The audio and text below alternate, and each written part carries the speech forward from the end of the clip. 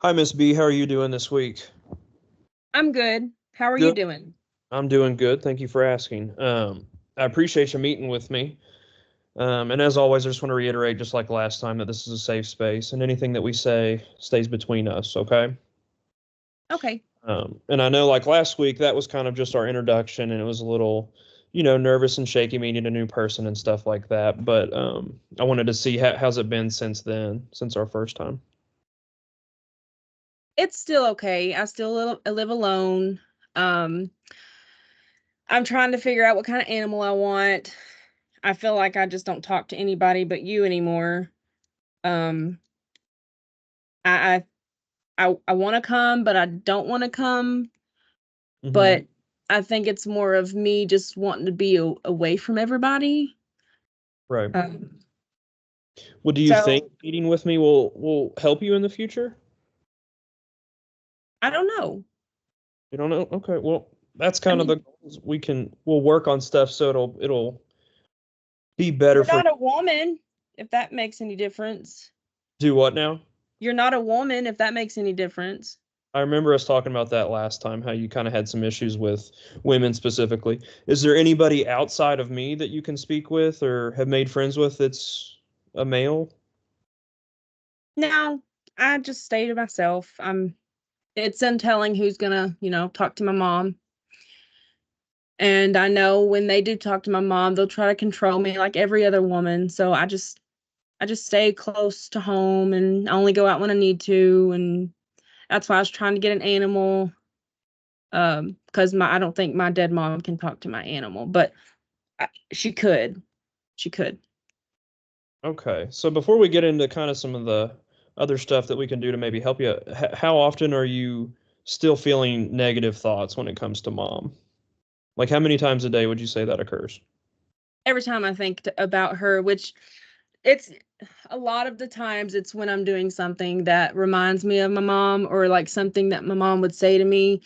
Right. It really makes me angry and it makes me want to hurt like something around me, like punch a wall or like talk bad to her as if she's in the room with me. Um uh, Sometimes I just scream because just thinking about her it makes me so angry. Okay. So maybe going forward, we can set up some techniques or goals to let you relieve some of that anger or frustration. That way you don't feel like, hurting your home, hurting yourself, hurting anybody else. Right? Yeah. And I don't want to go back to the psychiatric hospital cuz I feel like my mom is there, especially there when I'm especially like when nurses and stuff try to give me medicine and I just don't want to deal with it. Absolutely. Um, any of the medication though that they discharge you with, are you still taking that as regular or no? I try to when I remember to. Yeah. Um, I don't know. Would you want to talk about maybe some goals we can set forth going forward and each week we can kind of see, have you met that goal or are you close to reaching that goal? You think that sounds like a plan or no? Yeah, it does. Okay. What about one would be maybe getting like an emotional support animal? Have you thought about that? Does it cost money? It does, but maybe we could, you could go to the shelter. They're not like maybe 25, $50 for the adoption fee when you're able to save up the money? I was just going to catch a stray, but that works too. Well, I mean, if it's a stray cat or a stray dog, that wouldn't be terrible. But then I'd have to go outside of my apartment and I, in another neighborhood. That's scary. right. I think it would be beneficial if we kind of set up where you're breaking some of those barriers that you have up for yourself, like going out and meeting new people. And we could do like small little tasks each week that would open the door for that, like going on a walk in the neighborhood, a 10-minute walk and coming back, or trying to have a conversation with a stranger for 5 minutes, that type of stuff. Do you think any of that would be beneficial? I mean, it would help me be not isolated. Right. Um and yeah, maybe. Okay. But if I feel like my mom's talking to them, I can go. I can leave them, right? You can leave them if you feel like your mom's talking through them to I you. can leave. Yeah. I Okay. can just walk away and never look back.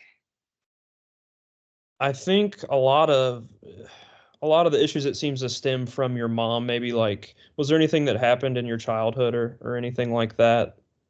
Yeah, she would yell at me a lot, and I remember all the times that she would yell at me, and I remember not wanting to be around her and listen to her. And then, she would always tell me what to do. Um, you know, one week she'd tell me to do this, and the next week I wasn't allowed to do it. And when I did do it on the week she didn't want me to do it, she would yell and she would throw things at me or towards me, is what she said. So it was a lot about controlling that I didn't like about her, and the yelling. Um, I was always intimidated around her. I think I was supposed to feel safe around my mom, but I just never did. Right. So you feel like a lot of it's carried over from childhood until now. Um, and it seems like it's kind of hard for you to break that cycle. Yeah, it is. It's like the first thing I think about when I wake up, and it's like the last thing I think about before I go to sleep. The yelling, the constant yelling in my ear and telling me to do this, telling me to do that, and like I was never good enough. Right. Okay. Well, I think going forward we can address that more and kind of maybe those past traumas and then also work on some goals to apply to the future as far as,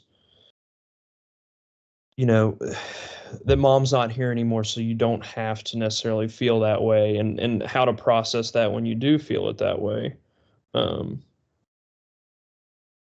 so does that sound good to you, or is there anything that you want to specifically touch on or that you want from me to help you with? I mean, I think you're right. I think I need to get out and I need to be more involved and just stop isolating myself. I think I do want to go.